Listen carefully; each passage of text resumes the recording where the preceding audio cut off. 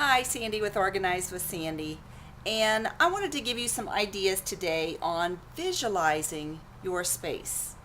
So, if you have a room that is a mess and you need to fix it up, clear it up, make it so you can walk into it, what you need to do first is visualize what you'd like to have.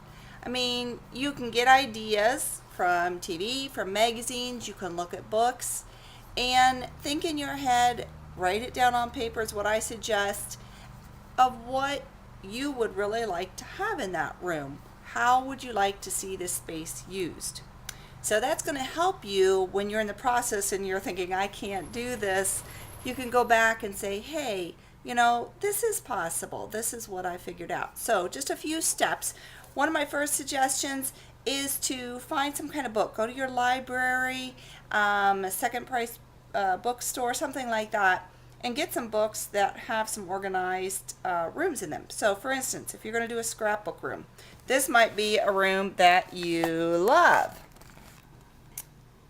Now, realistically, for the space and the budget, it might not happen. And at least for me, I know there's no way it could happen.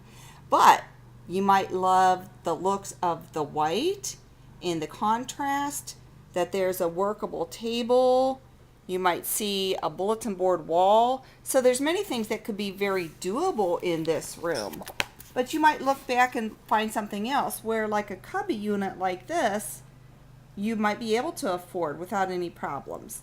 And you could use that in your room. So my first suggestion is to find some things that you like.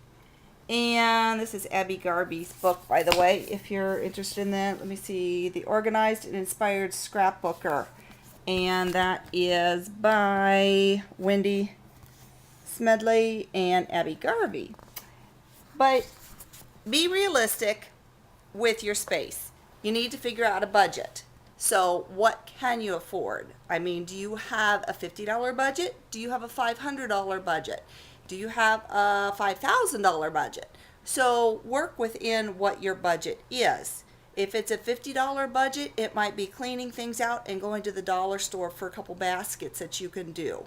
If it's a $500 budget, you might be able to go ahead and get some cubby units, do some other things, and free up some extra dollars.